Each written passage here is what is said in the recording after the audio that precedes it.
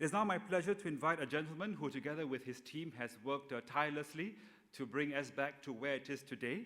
He is the chairman of the Singapore Business Advisors and Consultants Council, Mr. George Huang. Mr. Huang, please.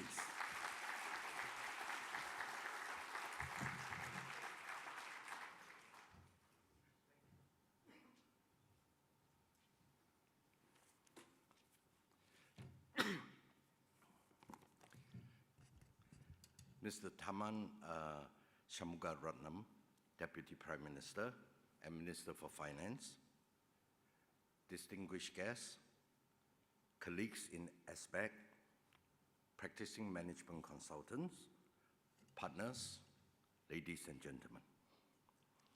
Good morning, everyone, and a very warm welcome to the official launch of the Singapore Business Advisors and Consultants Council. I am humbled and happy to see so many of you here today.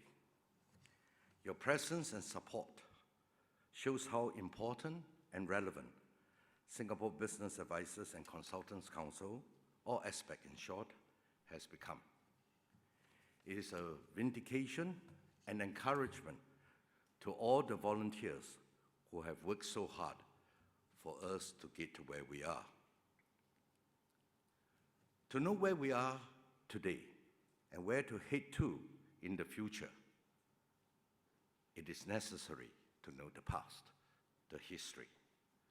So DPM, ladies and gentlemen, with your kind permission, I will give you a brief genesis of the journey of SBACC. In 2003-2004, Spring started the Enterprise Development Centers, now renamed as SME Centers, at the trade associations to better reach out to the SMEs. I was tasked to set up the EDC at Singapore Manufacturers Federation. At that time, the trade associations have not had much experience dealing with consultants. And as an organization, Singapore Manufacturers Federation had problems in choosing the right or good consultants to serve their members. I approached Spring for guidance and solution. I actually just went there to ask them, do you have a list of registered or preferred consultants? I didn't expect that that would be the start of the odyssey and that led to today. It's been 10 years. Innumerable meetings and discussions were held with Spring staff and many users of consultants to determine what the users expect and look for in consultants. Thus, we pieced together the Practicing Management Consultant Scheme, which is based on the principles of ISO 17000. And we use the word practicing and not professional because some professionals may not be practicing, and we want them to have the currency. I managed to persuade a number of senior people to come forward and volunteer as the initial PMC Certification Board members. 10 modules were developed as basic requirements for the scheme, which is based on not just, as I say, the current consulting hours and previous experiences, but also requires certain core competencies.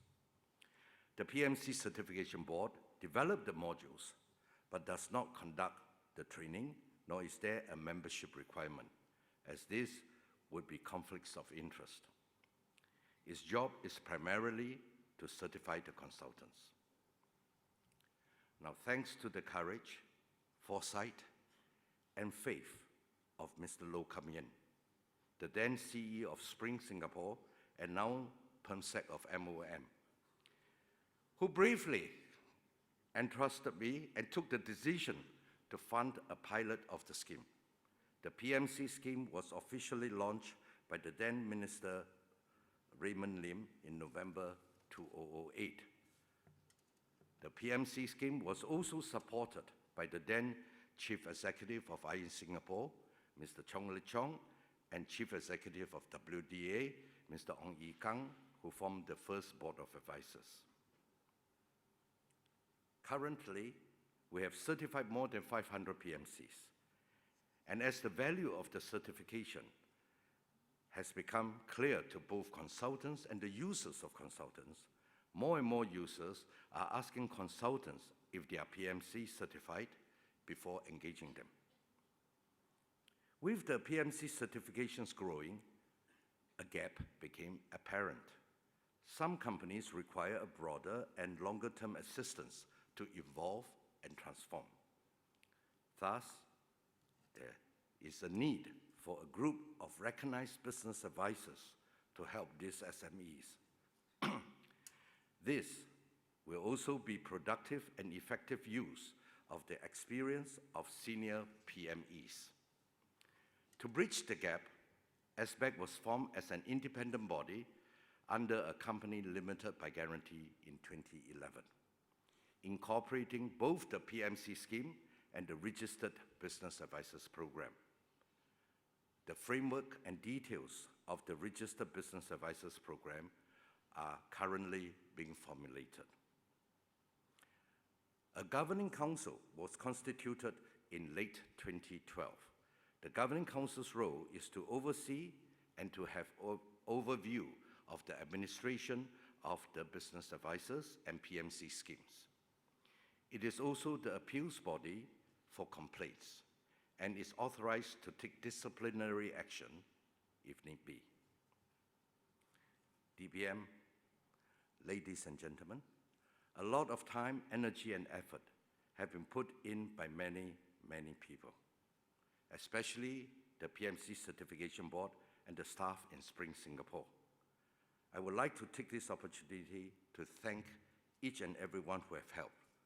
The various successive CEOs of Spring, well, right now it's the third CEO that I'm dealing with in Spring. WDA, IE, the Governing Council, Board of Directors, and staff of SBACC. A special mention must be made of Ms. Frances Chiang, former Justice of the Peace and former partner of KPMG, who was the first person I persuaded to be on the certification board, and who has since worked tirelessly as the chairman of the vetting panel and the vice chairman of the PMC certification board. Frances is the person who was primarily instrumental in putting the PMC processes in place. Without the support, trust, and selfless contribution of all these volunteers and so many other people, we will not be here today. To all of them, a very big, heartfelt thank you.